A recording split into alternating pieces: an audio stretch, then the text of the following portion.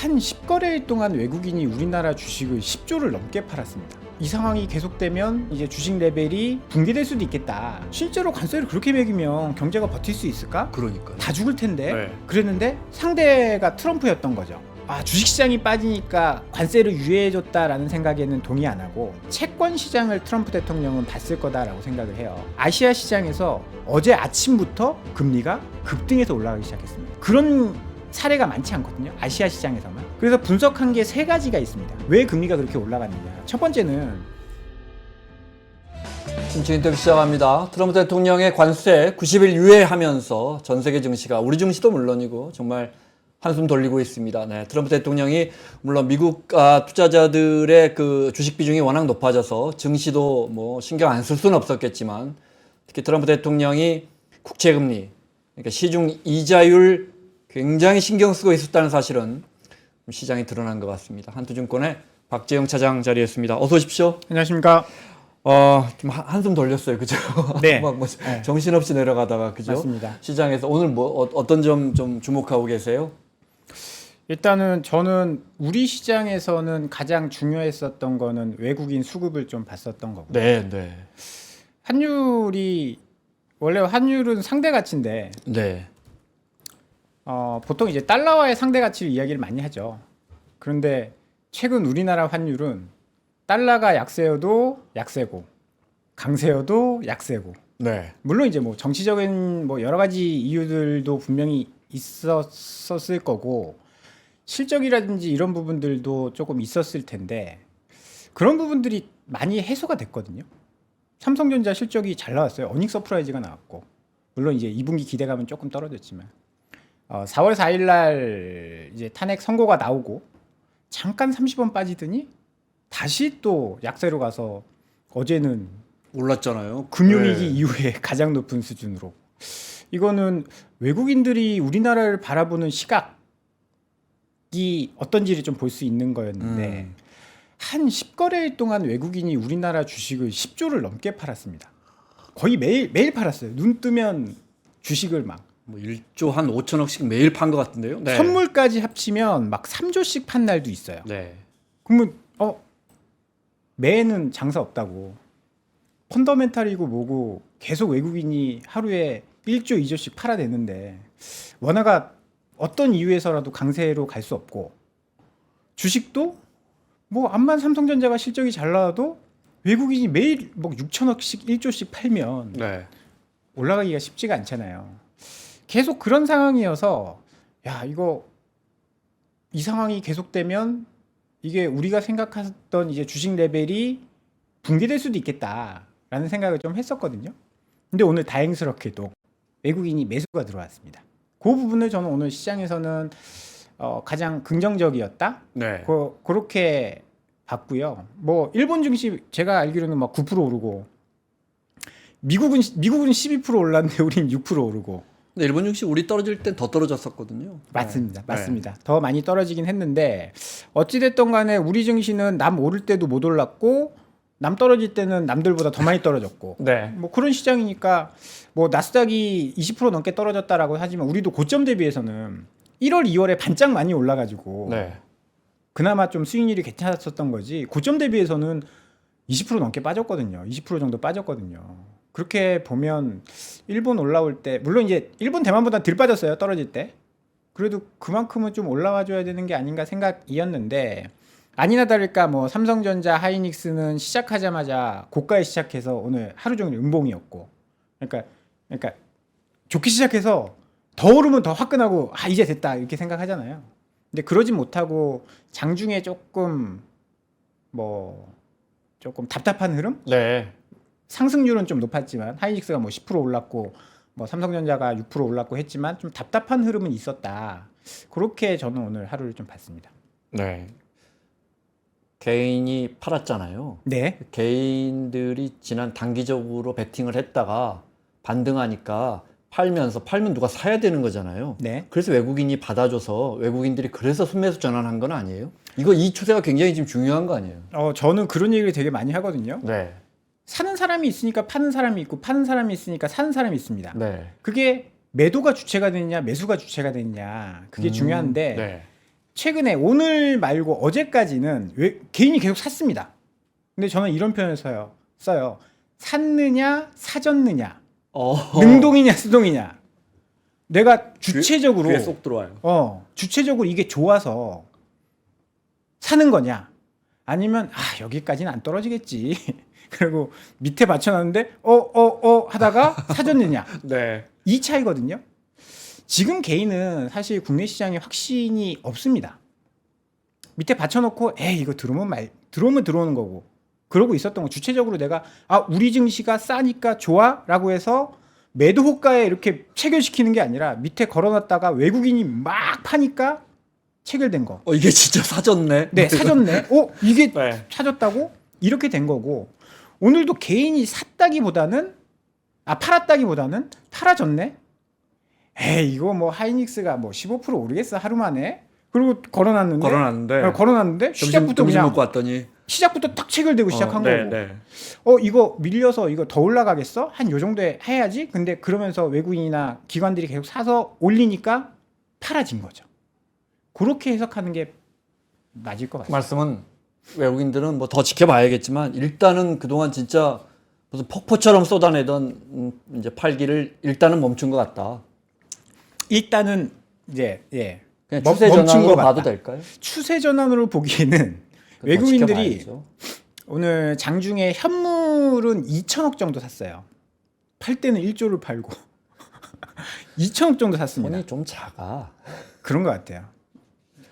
째째하게 선물에서 오늘 장중에 2조 정도 사다가 네. 선물은 계속 늘렸습니다. 선물을 계속 늘리면서 약간 뭐 프로그램 매수 같은 거, 기간의 프로그램 매수 같은 걸 좀 유발을 시켰고, 선물을 계속 사면서 2조까지 샀다가 좀 찝찝한 건 선물이 2조에서 동시호가 때 1조로 줄어들었습니다. 뭐 무슨 생각인지 모르겠는데 어찌됐든 간에 외국인이 선물로 이렇게 플레이를 하는 건 아직까지는, 정말 확신이 있다라고 하면 네.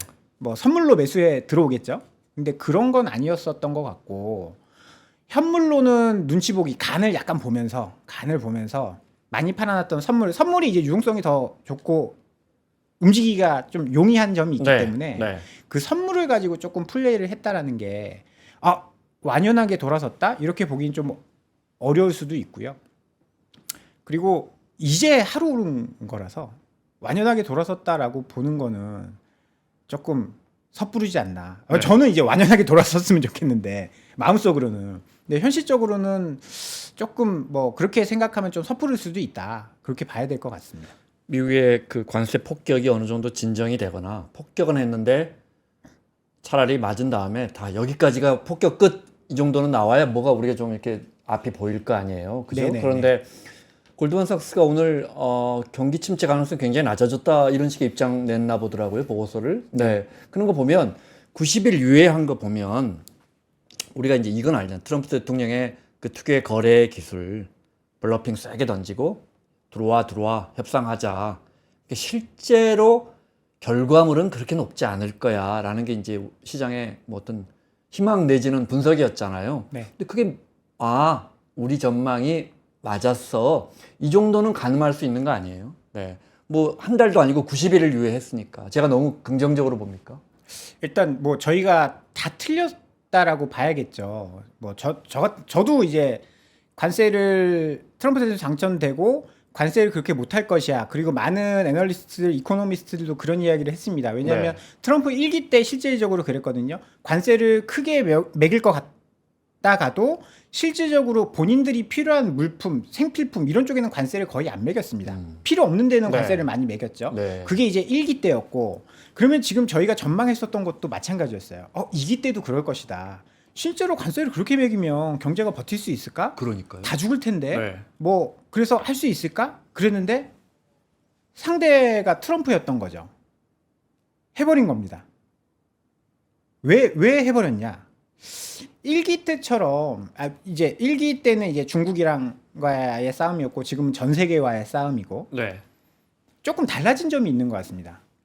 저도 알고 있고 우리 기자님도 아는 것처럼 할 수 있겠어? 우리가 1기 때 한번 경험해 봤잖아. 쟤 못 때릴 거야. 그때도 뭐 시간 지나니까 흐지부지 됐고 뭐 이렇게 막 그랬어. 그러면서 약간 좀 뻗팅겼거든요. 그런 이제 움직임들이 조금 있었고 멕시코도 뭐 그러고 캐나다도 좀 그랬지 않습니까? 초반에 네. 25% 매겼을 때. 그러니까 트럼프 생각에는 이거 약발 안 먹히네.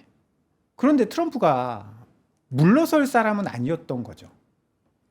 뭐 경제만 생각한다라고 한다면 물러설 수도 있겠지만 트럼프는 정치인 아니겠습니까? 거기서 물러서 버리면 어떻게 하죠? 표를 잃을 수가 있어요. 네. 네, 표를 잃을 수가 있습니다. 그래서 야, 안 돼? 그러면 나는 더 세게 갈 거야. 너희가 뭐 이렇게 해서 말 안 들으면 난 관세 2배, 관세 2배.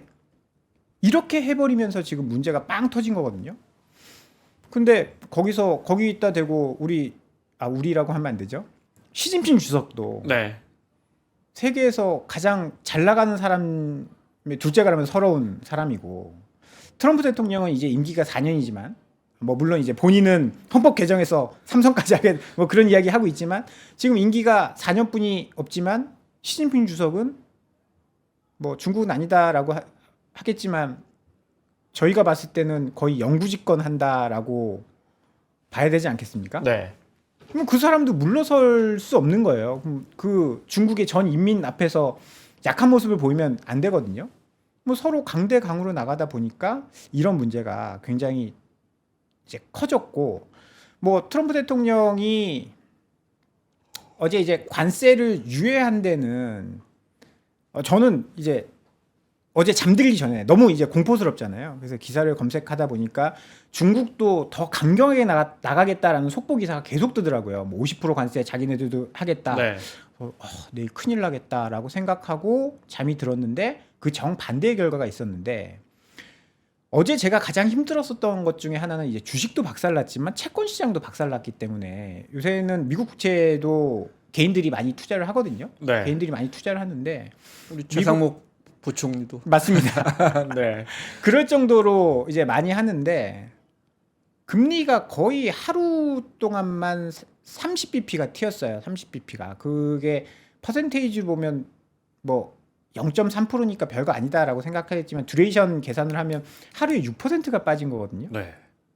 지수가 6% 빠진 거랑 같은 효과입니다. 그게 3거래일 연속됐습니다. 채권 시장은 붕괴된 거거든요. 네. 그렇게 되면 연중 최저점까지 갔었습니다. 장기물 기준으로. 그래서 주식도 터지고 채권도 터졌는데 또 싸운다고 하네? 라고 해서 굉장히 공포스러웠는데 저는 어제 관세를 주식시장이 빠지니까 관세를 유예해줬다라는 생각에는 동의 안 하고 채권 시장을 트럼프 대통령은 봤을 거다라고 생각을 해요.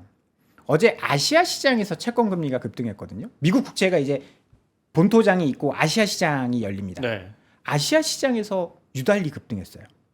아시아 시장에서 어제 아침부터 금리가 급등해서 올라가기 시작했습니다. 그러면서 채권 애널리스트나 다 난리가 났죠. 금융권 사람들이 다 난리가 났습니다. 이거 무슨 일이냐. 본장도 아니고 그런 사례가 많지 않거든요. 아시아 시장에서만. 그래서 분석한 게 세 가지가 있습니다. 왜 금리가 그렇게 올라갔느냐. 첫 번째는 가장 누구나 이야기하고 있는 이 관세 전쟁에서 발생할 수 있는 인플레이션 문제. 너도 관세 50%, 너도 관세 100%, 나도 관세 100%. 그러면 수입 물가도 올라가고 수출 물가도 올라가고 중국에서 지금 제 손님 중에 한 분이 따님이 이제 미국에 있다는데 전화가 와서 이거 난리 난 거 아니냐. 지금 미국에서 사재기가 일어나고 있다. 휴지. 미국 사람들이 이상하게 휴지를 사. 아이폰을 그렇게 산다는 거예요. 뉴스에도 그건 많이 살만하네요. 났죠. 네, 뉴스에도 많이 났는데 아이폰은 거의 뭐 한 80% 중국에서 생산을 합니다. 그렇죠. 네. 지금도 너무 비싼데 지금도 뭐 150만 원 된다는 거. 네, 150만 원 하는데 관세가 125% 붙어버리면 300만 원 가는 거잖아요. 그렇게 되면 어떡하냐? 150만 원 하는 게 350만 원 하면 인플레이션은 연준의 금리 인상. 그렇게 되면서 이제 금리가 확 튀어오른 거거든요. 근데 저는 그거는 말이 안 된다라고 생각을 하고요. 왜냐하면 경기 침체가 또 오잖아요. 맞습니다. 150만 원 하던 아이폰이 350만 원 하면 저 같은 사람은 못 삽니다. 그런 날은 제가 볼 때 오지 않을 겁니다. 네. 아니, 오면 다 같이 망할 텐데. 만약에 왔다. 네, 그러니까요. 네. 그러면 2년 쓰던 핸드폰 아이폰 그러면 다음 거 기다려볼까? 3년, 4년. 그렇게 안 사게 돼요. 그러면 이제 수요는 줄어들겠죠? 그렇게 되면 디플레이션이 오는 상황이 벌어지는데 그것 때문에 뭐 인플레이션이 발생한다? 그거는 좀 저는 말이 안 된다라고 생각을 하고 계속 그 주장을 트럼프 대통령도 당선 이후부터 이야기하고 있고. 두 번째는 뭐냐? 이렇게 급격하게 움직일 때는 금융시장이 망가졌을 때 그런 경우가 있습니다. 그래서 이유로 꼽은 것들이 스프레드 거래, 채권 시장의 스프레드 거래라는 것들이 있어요. 스프레드 거래라는 건 뭐냐면요. 그게 뭐예요? 네. 현물이 있고 선물이 있습니다. 아, 네. 네네네. 네. 현 선물 간의 가격 차를 이용해서 헤지 펀드들이 네. 저렴한 선물을 그러니까 저렴한 현물을 사고 비싼 현물을 파는 그런 이제 차익 거래를 하거든요. 네. 그렇게 하면 그 스프레드만큼 수익이 나게 됩니다. 근데 그 스프레드라는 게 엄청 많은 수익이 아니거든요. 정말 그러겠죠. 작은 금액이에요. 네. 그러면 그 수익을 극대화하기 위해서는 은행에서 돈을 엄청 빌려와서 레버리지를 일으켜서 투자를 하게 됩니다. 그런데 채권 시장이 갑자기 반대로 움직이면서 채권 가격이 떨어지고 그러면 마진콜이 일어나고 네. 20배의 레버리지를 일으켰는데 그게 마진콜이 일어나면서 자기네들이 보유하고 있던 채권을 매도해서 그런 현상이 일어났다. 몇 년 전에 은행 망하고 그랬잖아요. 그렇죠. 그게 네. 2년 전에 이제 그런 네. 일이 있었는데 그거는 이제 스프레드 거래라기보다는 가지고 있는 채권이 워낙 폭락해서. 네. 맞습니다. 그들은 이제 자본으로 채권을 국채를 가지고 있는데 금리가 급등해 버렸잖아요. 금리가 급등하면 가지고 있는 자본이 줄어들게 됩니다. 그러면 자산이 부실화되고 그게 소문이 돌면서 이 은행 자산이 부실화돼. 그러면 사람들이 어떻게 했어요? 예금 맡겨놨던 사람들이 불안하니까 내 돈 찾아주세요. 이게 온라인으로 퍽 해서 자금이 확 빠져나가니까 뱅크런이 일어나니까 은행이 한번 망했었거든요. 그러니까 그 사건을 봤었던 트럼프는 금리가 이렇게 올라가면 안 될 것 같은데? 라는 생각을 아마 했을 수도 있을 거라고 생각해요. 네. 트럼프 대통령이 관세 인하 유예하면서 그런 얘기를 했잖아요. 사람들이 겁먹은 것 같다. 저 국채이자 이야기하면서 이야기. 네네네. 겁먹은 것 같다. 사실 자기가 겁먹은 거 아니에요? 그렇겠죠. 사람들이 네. 겁먹은 걸 뭐 인터뷰하지는 않았을 거예요. 금리 이렇게 오르면 안 네, 되는데. 이렇게 오르면 네. 안 되는데 라는 불안감이 있었을 겁니다. 뭐 주식이 떨어져서 마진콜이 나온다라고 해서 미국 경제가 붕괴되거나 그러진 않을 텐데 채권 시장이 급등해서 마진콜이 나온다라고 했을 때는 2년 전에 금리가 네. 그 은행이 망한 걸 봤기 때문에 네. 그 당시에는 사실 뭐 이게 편이 있는지 없는지 모르겠으나 연준이 바이든 민주당의 편이었거든요. 그랬죠. 네. 은행이 망했을 때 그 다음에 바로 나와서 바로 연준이 진화를 했습니다. 내가 모든 양적 완화, 내가 모든 돈을 다 시가가 아닌 장부가로 해서 갚아줄게.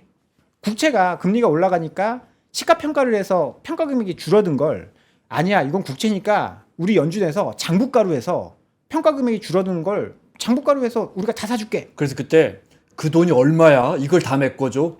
네. 맞습니다. 그렇게 하면서 막았거든요. 근데 지금 파월은 트럼프 대통령 말을 안 듣지 않습니까? 네. 네. 네, 굉장히 고자세로 나가고 있잖아요. 금리 내려라 뭐 이렇게 하고 있는데도 지난주인가요? 인터뷰 나와가지고 연준은 지금 급할 거 없는데요? 라고 하면서 굉장히 매파적으로 나왔지 않습니까? 그러면서 또 금리가 한번 움직였는데 이제 그런 파월 의장이다 보니까 말도 안 듣고. 네, 말도 안 네. 듣고 그래서 원래는 파월 풋이 먼저 나와야 되는데 그게 안 되다 보니까 작동을 안 하다 보니까 이제 트럼프 풋이 먼저 나온 것이 아닌가라는 생각을 어제 뭐 오늘 이제 네. 그렇게 좀 생각을 해봤고 그리고 또 이제 미국과의 무역 전쟁과 연관지어서 한번 생각을 해보면 어제 이제 채권 금리가 그렇게 올라간 데는 중국이 매도하고 있다. 일본 다음으로 미국 국채가 많은 나라가 중국이거든요. 중국이 국채를 매도하고 있다. 너희 한번 죽어봐라. 그런 건 수치로 안 잡혀요? 그게 잡힐 실시간으로 거 아니에요? 한참 있다 잡히겠군요. 네네네 실시간으로 안 잡혀서 네. 애널리스트나 다 이코노미스트 추정만 하고 있습니다. 추정만. 그건 상황이 벌어지고 한참 뒤에 잡히겠군요. 네네네. 네. 그래서 뭐 추이는 있는데 중국이 미국 국채를 계속 팔고 있는 건 맞습니다. 팔고 있는 추세는 맞아요. 팔고 있는 추세는 맞는데 요 미중 이 무역 전쟁이 이렇게 일어나면서 지금 중국도 사실 뒤가 없거든요.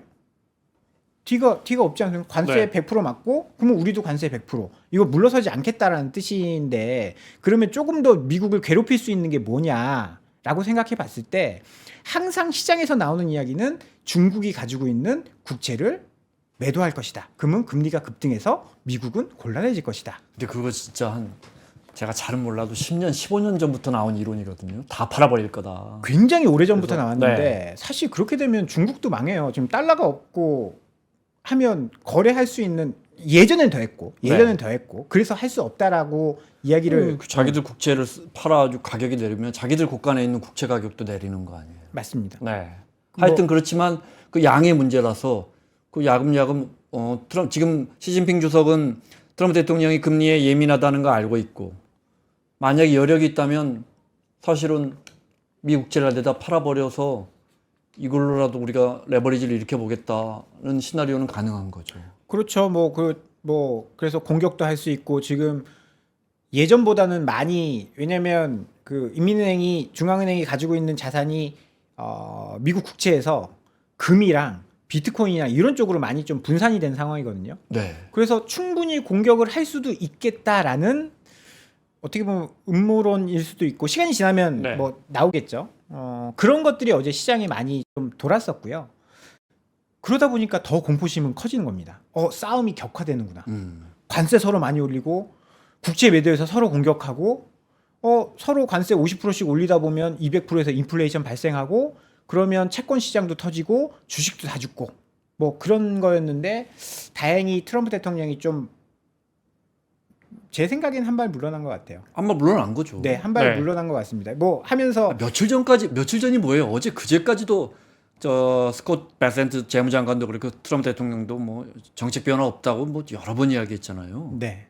네. 그럼 이렇게 네. 쑥 받고 진짜. 네. 그러면서 네. 중국과의 싸움을 조금 집중하는 그러네요. 나머지는 좀 봐주고 네. 유럽이나 뭐 그렇게 되면 우리나라 입장에서는 뭐 조금 한시름 놓을 수도 있겠다. 그러니까 예. 우리가 중국에 투자해 놓은 뭐 이런 것들은 좀 딴 이야기지만 네. 그런 뭐 말씀하신 것처럼 뭐 시간을 버렸고 뭐 전 세계 투자자들이 한숨 돌리고 있는 그런 상황입니다. 오늘 뭐 미국 증시도 지켜봐야죠. 며칠 더 워낙에 변동성이 커서 트럼프 대통령 장사꾼이잖아요. 맞습니다. 제가 볼 때 정치적인 이런 감각은 탁월한데 경제에 대한 어떤 거시적인 미시적인 분석으로 움직이는 것 같지는 않고 정말 애니멀 스피릿 그걸로 그러니까 동물적 본능으로 움직이는 것 같은데 기업하시고 장사하시는 분들 금리에 예민하잖아요. 그럼 분명히 그건 알 거예요. 같아요. 금리 오르면 이거 안 돼. 그건 분명할 것 같아요. 저는 그 의견에 일부 동의하고 네. 일부는 동의 안 하는데 네. 트럼프 대통령이 물론 이제 사업을 오래 한 사람이기 때문에 그리고 경제 쪽으로도 뭐 방송도 많이 하고 잘 아는 사람이기 때문에 다 알 거라고 생각합니다. 꿰뚫어 보고 네. 있다. 지금 시장 사실, 메커니즘을 다 알고 있다. 네. 네. 미국의 민주당에서 굉장히 평가절하하려고 그런 뉴스들을 많이 뿌리는 거지. 사실 사업 오래 하신 분들은 굉장히 이문에 밝으세요.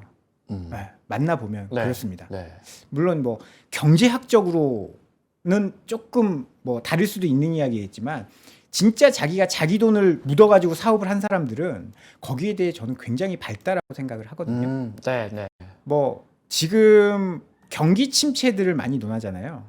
경기 침체를 논하는 사람들은 대부분 민주당 쪽, 학계 쪽 이런 쪽이 이야기를 하고 있습니다. 왜 그런 현상들이 나타나는지 이제 분석을 해보면 요새 그런 얘기 많이 해요. 하드 데이터가 있고 소프트 데이터가 있는데 소프트 데이터가 굉장히 안 좋게 나오고 있습니다. 소프트 데이터는 뭐냐면요. 설문조사예요. 네. ISM 제조 PMI라든지 미시건대 소비자 심리 지수라든지 이런 것들은 다 설문조사입니다. ISM 안 좋아질 것 같아. 네. 어떻게 될 것 같아요? 뭐 경기가 좋아질 것 같아요? 그래서 사람 뽑을 거예요? 물가는 어떻게 돼요? 이 설문조사를 돌리거든요. 미시간대 소비자 심리 지수도 그렇고 지난달인가요? 소비자 심리가 굉장히 급락했는데 미국은 이 통계를 굉장히 디테일하게 하더라고요. 그 통계를 낼 때 민주당 지지자세요? 공화당 지지자세요? 라고 했을 때 민주당 지지자에서 경기가 안 좋아질 거다, 소비 심리가 안 좋아질 거다라는 이야기 그 데이터가 굉장히 낮게 나왔습니다. 그러니까 민주당 쪽에서 계속 그런 이야기를 인플레이션이 발생한다. 그러니까 트럼프 대통령 당선되면 인플레이션이 발생한다고 계속 언론에서 떠들었잖아요. 근데 기자님도 그렇게 생각하시잖아요. 아니 관세 부과해서 가격이 오르면 이게 디플레고 경기 침체인데 어떻게 인플레이션이 발생해? 뭐 스태그플레이션은 사실 말이 안 되는 이야기라고 생각하고요. 그런 네.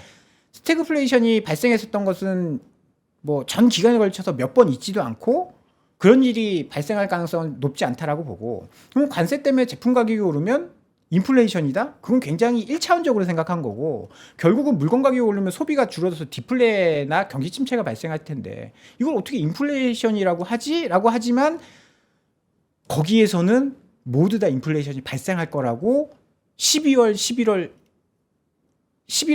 2월, 2월까지 이야기했습니다. 그러다가 이제 금리가 떨어진 거는 경기 침체 그때부터 네. 나오기 시작했죠. 그래서 그런 것들 때문에 약간 정치적인 뭐 실제 다른 지표들은 과학적인 지표들을 통계들은 하드 데이터는 지금 안 움직이고 있는데 안 움직이고 있습니다. 네. 사람들의 마음만 소프트 데이터만 그렇게 만들어졌기 때문에 뭐 트럼프 대통령 때문에 이렇게 됐다. 그거는 약간 정치적인 무언가 뭐 그다음에 성향들 그런 네. 것들이 좀 만들어낸 것이 아닌가. 뭐 미국 사람들 워낙 특히 지난해 하반기부터 미국 사람들 주식 비중이 워낙 높아지고 뭐 401k 같은 기본적으로 이제 주가가 내려가면 국민들이 굉장히 힘들어지는 구조이기 때문에 트럼프 대통령이 이거 신경 쓸 것이다. 아니다.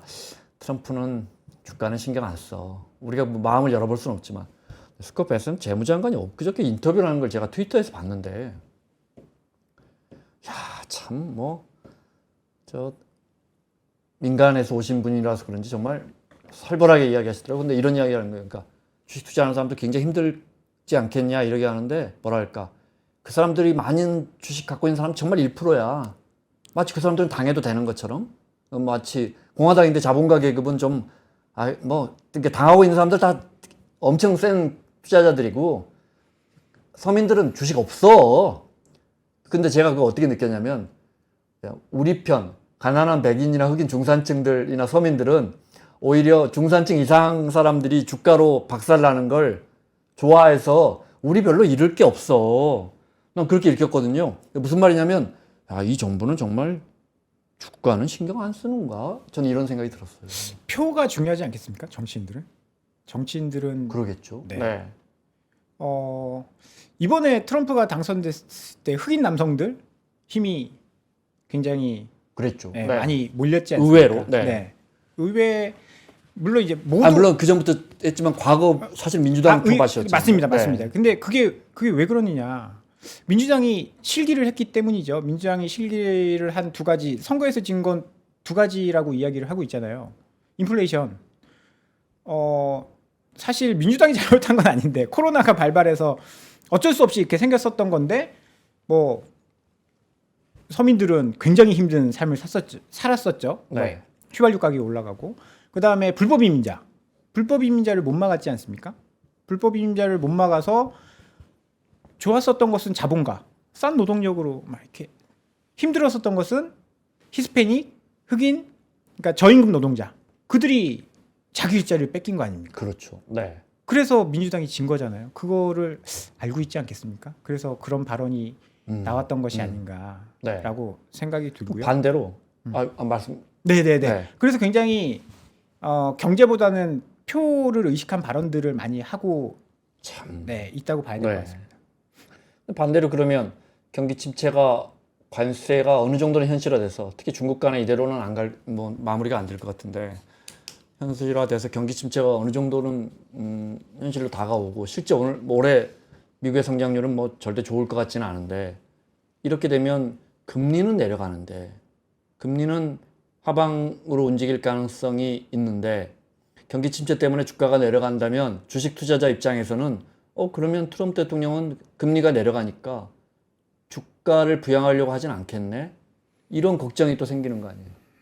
어느 정도 신경은 쓰겠죠. 어느 정도 신경은 쓸 겁니다. 이게 경기를 망치는 수준까지는 가지 않기를 바라야죠. 이거는 정말 예측할 수 없는 부분이라서. 왜냐하면 1기 때의 전망과는 완전히 달라진 거거든요. 1기 때 그러니까 저희가 트럼프 당선되고 11월부터 계속 전망했었던 것은 1기 때, 그러니까 백미러를 보고 앞을 예상을 한 거거든요. 근데 지금 한 2달 정도 지나 보니까 그게 아니었네? 이렇게 지금 되고 있는데 네. 이거는 아마 제 생각에 트럼프 대통령도 모를 거예요. 그때는 이렇게 때리면 관세 이렇게 많이 때리면 모두 나한테 와서 무릎을 꿇겠지라고 했는데 중국도 지금 그러지 않고 있는 상황이고 일단은 요거는 희망 회로를 돌리는 수밖에 없습니다.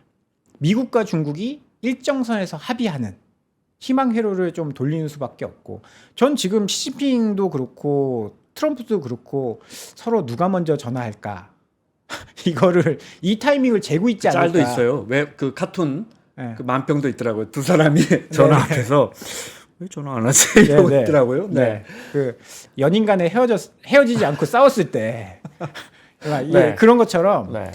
지금 가장 간절할 겁니다. 서로 간에 이제 가장 간절한 그게 될 거고 아니 진짜 중국의 관세를 그렇게 매기면 일론 머스크도 가장 큰 타격을 입는 사람 중에 지금 애플이 네. 엄청 빠지긴 했는데 뭐 상하이 기가 팩토리 이런 쪽이라고 괜찮을 리 없거든요. 안 그래도 이제 중국의 테슬라 판매량이 줄어들고 있고 유럽도 줄어들고 있는데 테슬라도 그렇고 애플도 그렇고 중국 노출도가 높은 그 빅테크 기업들이 많은데 그렇게까지는 가지 않을 거다라고 희망 회로를 돌리는 수밖에 없을 것 같고요. 네. 이게 뭐 상대방도 그러니까 미국을 상대하는 중국도 한번 상대를 해봤기 때문에 노하우가 좀 생겼고 지금 중국에 대한 노출 비중도 미국에 대한 노출 비중도 중국 계속 이제 낮추고 있는 그런 상황이거든요. 그럼요. 네. 그렇기 때문에 어느 정도 맷집은 조금 더 1기 때보다는 생겼기 때문에 쉽게 이거를 뭐 누가 딱 내가 잘못했어 이렇게 나오지는 않을 것 같고 그렇다라고 하면 어느 적정한 수준에서 합의를 보는지 그 여부가 가장 중요할 것 같습니다. 누가 먼저 전화할까요? H님이 실시간 댓글에서 연인 간에 먼저 전화하는 사람이 지는 거다. 근데 사실 살아보면 먼저 전화하는 사람이 이기는 건데. 그렇지 않던가요? 오래 살아볼수록 그렇습니다. 네. 네. 먼저 전화하는 사람이 사과하는 사람이 그런데 이기는 이제 건데. 이 미중 간에 물론 G1, G2 간에 이제 신경전이 진짜 지금부터 어떻게 보면 지금부터 시작이지만 직관적으로 보면 말씀하신 것처럼 시진핑은 뭐 견제 세력이 없는 권력자고 장기 집권에 영구 집권할 수 있고 중국 경제가 뭐 약하다 흔들린다 내수가 어렵다 해도 컴범이 기술력이 우리가 생각하는 것보다 쑥쑥 잘하고 있고 그래서 우리가 직관적으로 보면 이거 계속 시간 가면 시진핑 불리한 거 없어 이러지만 제가 전문가들 만나보면 전문가들은 대부분 무슨 소리야 그래도 백악관이 유리하지 이러더라고요. 그건 어떻게 보세요? 키는 백악관이 지고 있어. 뭐 저도 그렇게 보고 있습니다. 그렇게 미국을 네. 중국이 이길 수 있다라고 생각은 안 하는데 괴롭힐 수는 있다. 네, 괴롭힐 수 있다. 그 네. 부분이 핵심인데 뭐 미국 사회가 뭐 트럼프가 아무리 강성이다라고 하지만 미국 시민들이 계속 괴로워지고 자기가 표를 잃고 하면 네. 뭐 타격은 받을 수 있는 거거든요. 타격은 받을 수 있는 거라서.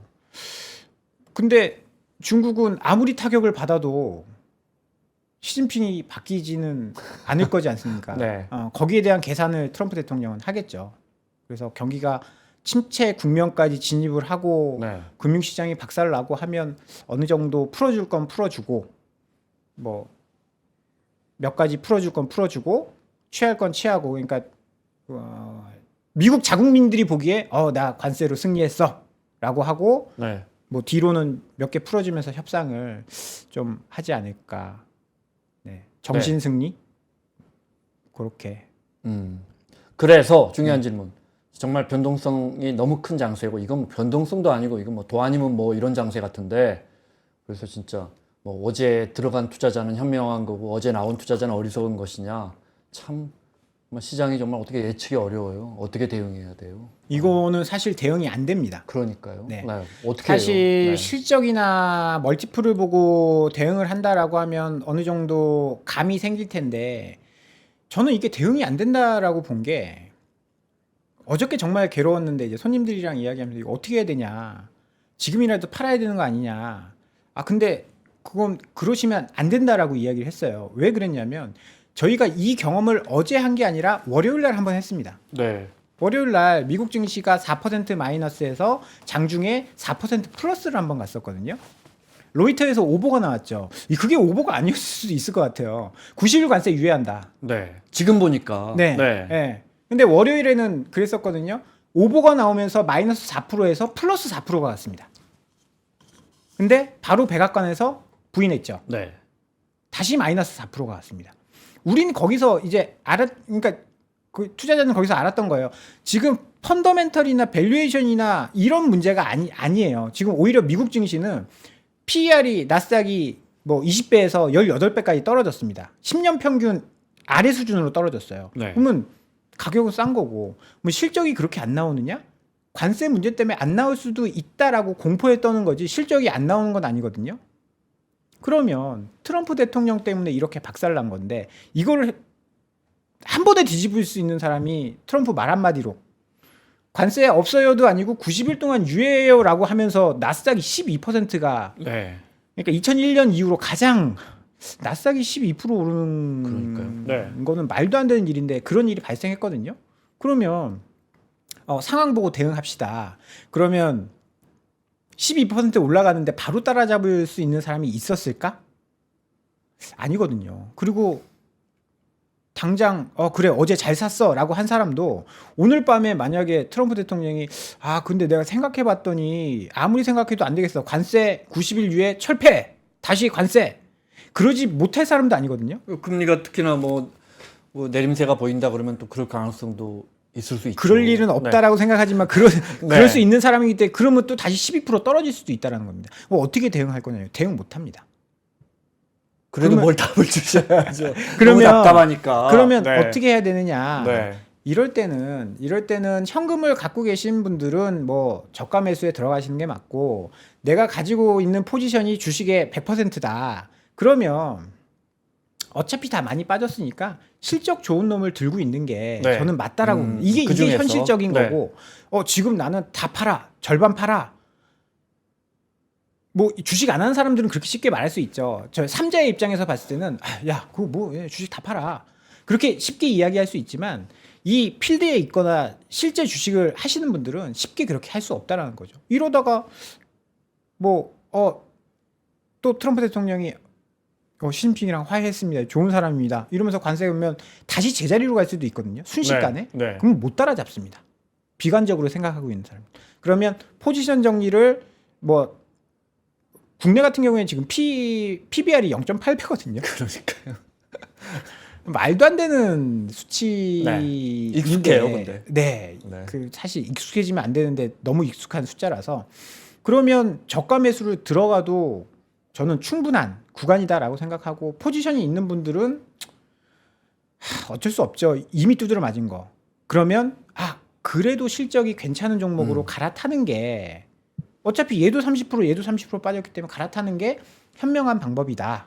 그렇게 저는 보고 있습니다. 탄환이 있는 분들은 조금씩 분할 매수 시작할 시점 들어가셔야죠. 네. 이런 부분에서 확실히 여윳돈을 남겨놓은 분들, 기본적으로 자산이 있는 분들은 사실 지금처럼 출렁이는 거 이렇게 심하게 출렁이지 않지만 제가 보면 수년에 한 번씩 꼭 오거든요. 이렇게 정말 진짜 자본들이 털어내는 건지.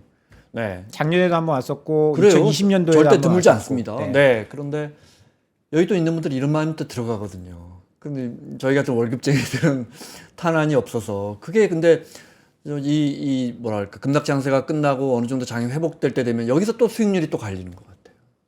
이럴 때 잘 대응을 했느냐 그렇지 않았느냐가 수익률 차이를 많이 좀 가르죠. 네. 관세 몇 가지만 더 여쭤볼게요. 일단 중국이 80 몇 %인가 어제 미국의 보복 관세는 제가 자기 전에 105%였는데 일어나 보니까 125가 돼 있던데 그 80원이나 120원이나 수출 수입하지 말라는 건데 중국이 보복 관세를 도입해서 발효한다는 거 아니에요? 네. 그러면 제가 궁금한 거는 아무리 대미 무역 흑자가 큰 나라에도 중국도 미국한테 수입을 많이 하는데 농산물, 자동차나 항공기 부품 같은 거 오늘부터 2배 가격이 올라갈 텐데 이게 가능한 일인 건지 참 희한하네. 때린다고 했으니까 때렸겠죠? 전 정말 예, 이게 어떻게 돼가는 거예요? 중국을 걱정하시는 건가요? 미국을 걱정하시는 미국은 말할 것도 네, 없고 중국이요? 만약에 네 이게 같은 거로 우리 10% 남아 있잖아요. 보편 관세는 남아 있고 15% 깎아준 거잖아요. 네, 상호 관세는 우리는 미국한테 받는 관세 없잖아요. FTA로. 그럼 이제 9일부터 발효한다 했으니까 그 전부터 보편 관세는 벌써 발효했죠. 그럼 우리가 미국에서 지금 오늘 수입하는 나파밸리 와인 좋아하세요? 좋아합니다. 그거는 관세 우리는 공짜인데 여전히 공짜 농산물은 조금 때릴 수 있겠구나. 그런데 우리가 수출하는 건 벌써 오늘부터 매기고 있는 거예요? 이게 도대체 어떻게 되는 일이? 기자들 왜 이런 거 취재 안 해주는지 모르겠어요. 일단은 뭐 사실 경제에 큰 영향을 안 미치는 수준이 아닐까 싶어요. 지금은 뭐 시작이니까 네네네네. 이러고 협상이 되니까. 뭐 저희가 미국에서 수입해 오는 거라고 해봐야 농축수산물 정도, 네. 뭐 와인, 근데 그거 다 대체가 가능한 뭐 상황이고 문제는 저희가 수출하는 거에 대한 10% 관세인데 제가 너무 이게 좀 안일하게 생각하는 건지는 모르겠지만 네. 그게 보편 관세지 않습니까? 나도 10%, 쟤도 10%, 일본도 10%, 한국도 10%. 전 세계가 다. 네. 네. 그러면 저희는 경쟁력을 잃는 게 아닙니다. 게다가 환도 지금 1,200원에서 1,480원으로 튀었기 때문에 한 2년 전보다 가격이 20% 저렴한 겁니다. 우리 수출 기업 있죠. 그렇죠. 네. 그렇죠. 대미 수출할 때. 대미 네. 수출할 때 경쟁력이 20%더 그러네요. 올라간 네. 거죠. 큰 문제가 없다라고 저는 다 같이 보는데 얻어맞아도. 다 같이 맞은 거잖아요. 네. 그러니까 트럼프 대통령이 너와 나의 관세 차이를 한 건 아니고 미국의 적자를 없애기 위해서 그러니까 그렇잖아요. 너와 나의 관세 차라고 하면 네. 다른 나라가 미국에 더 수출을 그러니까 한국이 못하면 미국이 다른 나라가 더 할 수도 있는 거거든요. 근데 미국은 적자 규모의 절반 정도를 관세로 매겼습니다. 그러면 중국이 베트남을 통해서 수출을 하던 것도 못하게 되는 거죠. 그렇죠. 네. 베트남이 관세를 엄청 두드려 맞았잖아요. 네. 왜냐하면 한국이 베트남을 통해서 수출을 많이 하다 보니까 뭐 베트남이 미국에서 수입하는 게 뭐 있겠습니까? 없죠. 0% 하지. 뭘 수입한다고? 수입하는 네. 것도 없고 한데 이렇게 돌고 쿠션으로 가는 거를 막기 위해서 그런 방식을 썼다라고 보거든요. 네. 근데 이거를 해결할 수 있는 방법은 미국 말고는 없습니다. 미국의 생산 기지를 짓는 거 말고는 없다라는 얘기예요. 네. 내가 우회로를 찾고 한국과 미국의 관세가 이만큼이니까 내가 공장을 다른 데 지어서 미국에 수출하면 괜찮겠지? 이거를 원천 봉쇄한 거예요. 그렇죠. 네. 네. 그러면 트럼프 대통령의 생각은 뭐냐? 너희 뭐 관세나 우회하거나 공장 딴 데 지어서 뭐 회피할 생각 하지 말고 미국에 공장 지어라거든요. 미국에서 생산을 하고 팔려면 미국에서 팔아라. 네. 그 이야기를 하는 겁니다. 그렇기 때문에 사실 관세를 피하기는 어려울 것 같고 너도 맞고 나도 맞는 거다라고 한다면 상대적으로 우리가 더 유리한 국면일 수도 있는 게 네. 저희가 경쟁하는 나라는 일본, 중국이거든요. 근데 이제 중국은 배제해도 되는 그러니까. 네. 수준이고 네. 이번에 한국이 26%, 일본이 24%.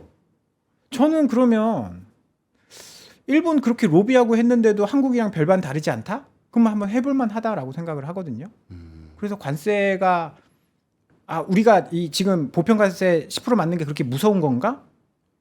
라는 생각을 물론 수요는 그만큼 맞습니다. 둔화하겠죠. 그게 가장 큰 가격이 거죠. 오르니까. 네. 네. 그게 가장 큰 거죠. 수요가 줄어들면 전체 근데 상대적으로 보면 상대적으로는 네, 네. 국가별로 보면 대한민국이 그렇게 뭐 떨어진다거나 그러지는 않을 거다라고. 웬만한 제조용 기업들, 중견 기업들 진짜 말씀하신 것처럼 뭐 예를 들어 코스메틱이다 이러면 환율 생각 그걸 계산 못했네요, 그죠? 우리가 네네. 맨날 환율 걱정만 하는데 고환율이 수출에 기본적으로 유리하니까 맞습니다. 그런 점 따져보면 그거 더하고 이거 마이너스 시키면 지금 상황에서는 뭐 크게 힘들진 않다. 그러면 미국 관세 때문에 사실 이 질문을 드리려고 미국 관세 때문에 우리 주가가 가뜩이나 오른 것도 없는 우리 주가가 며칠째 이렇게 급락했던 건 그건 과도한 거 아니냔 말이에요. 심리적인 거죠. 관세. 무섭네. 가뜩이나 안 좋은데 네. 가뜩이나 이제 투자 환경이 안 좋은데 관세 미국 떨어지네 우리도 같이 네. 와장창. 그리고 어제 저는 그걸 미국 시장에서도 느꼈고 오늘 중국 시장에서도 느꼈는데 우리한테 좋은 건 맞잖아요. 관세 90일 유예 우리한테 좋은 건 맞고 미국한테도 일부분 좋은 게 맞는데 어제 중국의 빅테크 기업들도 미국에 상장되어 있는 핀더더나 뭐 알리바바나 이 기업들도 다 올랐거든요. 그건 어떻게 봐야 돼요? 그러니까 서로 싸우는데 그러니까 중국은 빼놓고 했는데. 그렇죠. 75개국 유예해주고 중국은 같이 죽자고 덤볐는데 하고 오늘 아마 홍콩 증시도 홍콩 증시가 제가 홍콩 증시도 조금 올랐던 거. 네. 올랐습니다. 홍콩 증시도 네, 내릴 때는 살벌하게 내리던데. 2% 올랐습니다. 네. 이거는 해석이 안 되잖아요. 이거는 저는 심리적인 문제다라고 생각을 하고요. 사람들이 이제 관세 때문에 다 망할 거야.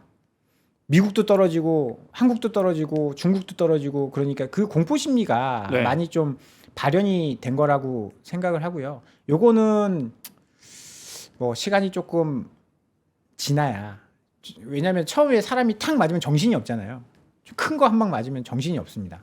지금 약간 그런 상태이지 않나라고 생각을 하고 시간이 지나서 진짜 뭐 협의하는 것 같네, 조금 안정되는 것 같네라고 하면 다시 제자리를 좀 찾을까 하는 지금 너무 과매도 국면이다. 그렇게 좀 보고 있습니다. 네, 네. 근데 뭐 자본시장에서 심리도 매우 중요한 요소니까요. 맞습니다. 그것도 우리가 받아들여야 되니까. 네. 우방 먼저 하겠다 하는 게 이제 대표적으로 일본, 한국 다 언급했잖아요. 그러니까 뭐 나쁘게 보면 좀 만만한, 좋게 보면 가까운 학부모 면담하는데 반장 엄마 먼저 오시라고 좀 우호적인 뭐 이렇게 하는 것 같으면 실무 면담도 시작한다고 하니까 우리는 이제 뭐 대선도 남아 있고 해서 좀 정치적으로는 좀 복잡한데 그 말은 또 이렇게 생각해 보면 25% 때려놓고 자 깎아줄게 하는 거 봐서 이거잖아요. 그 말은 결국은 좀 깎아준다는 거잖아요. 물론 우리가 이제 너희 하는 거 봐서. 그러니까. 뭐 일본이나 우리는 방위비, 네, 뭐 그런 것들. 네. 너희 하는 거 봐서. 알래스카에 뭐 좀 투자할래 뭐 이런 거. 네. 맞습니다. 그런 것들 하는 거 봐서 깎아주겠다. 우리 또 어느 정도는 그것이 10%가 될지 또 한미 FTA가 다시 될지 뭐 이건 모르지만 우리 또 어느 정도는 그거 보면 두세 달 후에는 안개가 좀 걷히겠다. 그렇죠. 예, 저는 뭐 5월 물론 중국은 뭐 어떻게 될지 모르지만 아무도 모르지만. 네, 중국은 모르지만 우리는 내놓을 카드가 꽤 많다라고 생각을 해요. 자동차도 그렇고 반도체도 그렇고 뭐 그런 쪽에 투자를 많이 하고 있는 그런 상황이어서 아주 매몰차게 하지는 않을 것 같고요. 일본도 마찬가지고. 그러면 우리가 관세 때문에 일기 때도 마찬가지였어요. 우리가 관세 때문에 아주 뭐 힘들었었던 산업 뭐 그런 것들은 크게 기억에 없는 것 같아서 그래서 관세 때문에 2, 3개월 뒤에 한국 증시가 나락으로 갈 것이다. 그거보다는 저는 조금 더 긍정적으로 2, 3개월 지나면 조금 좋아질 것이다. 그렇게 보고 있습니다. 이건 어떻게 보세요?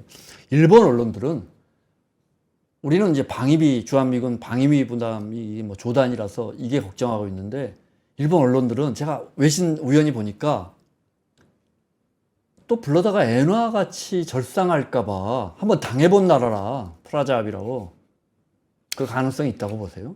엔화 가치가 지금 계속 올라가고 있거든요. 엔화가 굉장히 강세인데. 네.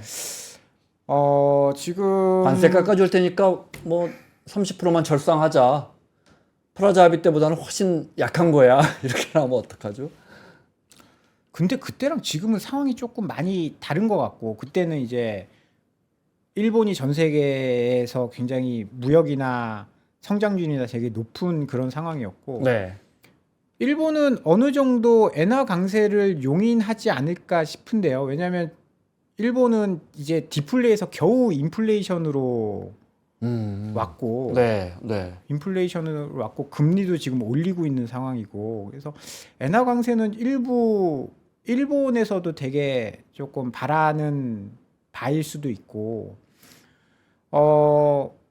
그래서 트럼프 대통령은 물론 이제 달러가 강해지는 거를 그렇게 좋아하지 않을 겁니다. 왜냐하면 당연하죠. 네. 그러면 달러가 약세로 가려 그러면 중요한 게 유로와 엔화, 파운드 이런 것들이 강해져야 되거든요. 그래서 지금은 환율 관련돼서는 아마도 엔화는 계속 좀 강세 쪽으로 갈 거고 워낙에 많이 빠졌으니까 트럼프 대통령이 인위적으로 그렇게 불러서까지 그럴 상황은 아니다. 그렇게 안 해도 그렇게 가고 있는데 가고 굳이 있는데. 그 카드를 거기에 쓸 이유는 좀 없을 것 같다라는 생각이고요. 네, 네. 네, 그렇습니다. 알겠습니다. 시간이 얼마 남지 않았는데 그래도 우리 시청자분들이 많이 관심 갖고 상황이 뭐 조금 바뀌었으니까 이게 추세 전환됐다고 하긴 이르지만 네. 반도체주 같은 건 어떻게 봐요? 오늘 뭐 하이닉스 같은 경우에 많이 올랐고 최태훈 회장 TSMC 찾아간 것 같던데요. 대만 간 것 같은데 네. 이런 흐름들 어떻게 봐야 돼요? 반도체는 사실 너무나 저평가되어 있죠. 물론 이제 TSMC도 그렇고 엔비디아도 그렇고 많이 떨어졌는데 네. 그 최근에 와서 떨어진 거지. 삼성전자처럼 작년부터 계속 떨어지진 않았지 않습니까? 작년부터 뭐 계속 떨어졌고 AI 반도체다 뭐다라고 하면서 하이닉스가 조금 좋다가 다른 기업들보다 더 많이 떨어졌거든요. 네. 엊그저께 삼성전자가 실적 발표했는데 어닝 서프라이즈가 나와도 주가는 거의 오히려 더 떨어지는 그런 모습이에요. 왜냐하면 반도체는 안 좋았고 스마트폰이 좀 잘 팔려서 그랬다. 그러면서 약간 평가 절하하고 있거든요. 많은 분들이. 신제품 나와서 그냥 일시적으로 네. 팔렸다 많이. 2분기에 안 좋아질 거야. 너희 뭐 1분기에나 스마트폰 팔 거지 2분기에 신제품 오는데 어떻게 할 거야. 이러면서 2분기에는 조금 부진할 거다라고 이야기를 하고 있고 뭐 하이닉스도 사실 HBM 실적이나 이런 것들에 비해서는 주가가 너무 많이 떨어져 있는 그런 상황이거든요. 근데 반도체는 일단 삼성전자가 좋아지는 거는 두 가지가 필요하다라고 봐요. 이제 얼마 전에 이제 2월, 3월에 삼성전자가 6만 원까지 가면서 반짝 올랐었던 이유 중에 하나는 중국 경기가 돌아서면서 중국 소비가 좋아지면서 레거시 반도체의 출하량이 늘어나면서 가격은 계속 떨어지고 있는데 출하량이 늘어나면서 실적이 좋아질 것이다. 왜냐하면 일반 레거시 반도체 D램, 낸드 같은 거는 중국이 가전제품, 스마트폰 이런 거 많이 교체해야 이제 실적이 좋아지거든요. 그러면서 지금 올랐었던 건데 그러면 레거시 반도체가 좋아지려면 중국이 스마트폰을 많이 바꾸는 가전을 많이 사는 그러니까 중국의 내수 부양책이 잘 작동하는 네. 그렇게 되면 이제 레거시 반도체가 좋아질 거고 왜냐면 레거시 반도체를 만들 수 있는 데가 마이크론, 삼성전자, 하이닉스인데 하이닉스가 라인을 다 HBM으로 바꿔버렸어요. 그래서 만약에 공급은 이제 뭐 이렇게 타이트한데 수요가 늘어난다라고 하면 삼성전자도 한번 해볼만 하고 그 다음에 이제 HBM을 진짜로 할 수 있느냐 그거 뭐 한 1년 막 2년 동안 계속 얘기해 오고 있는 건데 저는 사실 뭐 기대는 안 하고 있긴 한데 네. 또 모르는 거죠. 또 모르는 거니까 혹시나 잘 된다라고 기대는 하면. 안 하고 있다고 하면서 모르는 건데 하시면 왜냐하면 됐으면 좋겠으니까 네. 예, 됐으면 좋겠으니까 그런 건데 현실적으로는 저는 쉽지 않다고 않다. 봅니다. 쉽지 네. 않다고 봅니다. 뭐 그 제가 자리에 앉아 계시는 많은 애널리스트 분들이 그렇게 이야기하시는 것 같아요. 그렇습니까? 네. 예. 뭐 왜냐하면 그냥 그렇게 그렇잖아요. 되면 좋겠지만. 그렇잖아요. 저희 학교 다닐 때도 제가 반에서 2등만 계속 했었거든요. 1등 하는 애를 따라잡을 수가 없었어요. 한만 해도. 그 친구는 이제 과학고를 갔는데 네. 처음에 이렇게 벌어져 버리면 못 쫓아갑니다. 물론 이제 40대, 50대 돼서는 사람이 어떻게 바뀌었을지 모르지만 쉽지 않아요. 한번 벌어지면 삼성이 이야기했던 게 초격차거든요. 네. 그거를 지금 한 몇 년 하면서 계속 잘 해 왔었잖아요. 그게 통했었던 거고 지금은 격차가 벌어졌잖아요. 하이닉스가 초격차잖아요. 격차를 따라오지 못합니다. 반도체 쪽에서 참. 레거시에서 만들어놨었던 그 격차를 하이닉스나 다른 쪽이 못 쫓아가듯이 HBM에서 벌려놓은 거를 쫓아가기에는 네. 정말 쉽지 않은 거죠. 마무리 질문 드릴게요. 그럼 저는 뭐 보통 사람들 보기에는 저 같은 보통 사람들 보기에는 그 어떤 중국은 이제 전선이 확장되고 있고 분명하게 대중 미중 간의 갈등은 다른 나라는 자 25%에서 이제 들어와 봐 협상하고 정리하자 조금 안개가 걷혔다고 보거든요. 이 상황에서 보셨을 때 TSMC라든지 하이닉스라든지 삼성전자는 반도체 측면에서 봤을 때 뭐 유득 이 득실 네, 어떤 게 좀 유리하고 어떤 게 좀 불리하고 지금 좀 어느 정도 트럼프 대통령의 관세 정책의 윤곽이 잡혔으니까 어때요? 어디가 좀 불리하고 어디는 좀 그런 대로 선방할 것 같고 보시기에 관세에 대한 영향만 여쭤보는 일단 거예요. 관세에 대한 영향을 보면 마이크론이 가장 유리하겠죠. 근데 마이크론도 다른 데 공장이 많아요. 네. 다른 데 공장이 많아서 뭐 인텔 마이크론이 이제 유리할 것이다. 자국민 보호, 자국 기업 뭐 키워주기 뭐 이런 것들 때문에 네. 유리할 것이다. 근데 지금 주가 보면 전혀 아니거든요. 인텔은 잠깐 뭐 만들 줄 아는 게 있어요. 맞습니다. 네. 그러니까 기술력이 있는 데가 가장 유리할 건데 첫 번째는 그러니까 엔비디아나 이런 거 빼놓고 네. 네. 네. TSMC가 가장 유리하지 않. 왜 그렇죠? 가장 기술력이 그다음에 HBM이나 그 코어스 패키징을 통해서 엔비디아의 그 GPU를 만드는 건 TSMC니까 거기 우리나라에서는 거기에 HBM을 납품하는 하이닉스 뭐 그렇게 두 개 정도가 저는 유리하다라고 보고 엔비디아가 이번 달 이제 말에 실적 발표를 하는데 저는 미국 증시가 진짜 본격적으로 그러니까 본격적인 반등이다라기보다는 좀 안정을 찾으려면 트럼프 대통령의 말은 어쩔 수 없는 거고 우리가 예측할 수 없는 거고 무슨 말을 할지 모르는 거고 그런데 이번에 엔비디아가 실적이 잘 나온다 괜찮게 나온다라고 네. 한다면 이런 극악한 변동성은 조금 줄어들지 않을까라고 보고 있어서 요 세 개 기업을 조금 주목해서 보고 있습니다. 알겠습니다. 자, 마무리하겠습니다. 자, 우리 증시, 전 세계 증시가 트럼프 대통령의 90일 유예 조치로 좀 숨을 돌렸는데, 우리 증시 상황 분석해 봤습니다. 한투증권의 박재영 차장이었습니다. 오늘 말씀 고맙습니다. 감사합니다.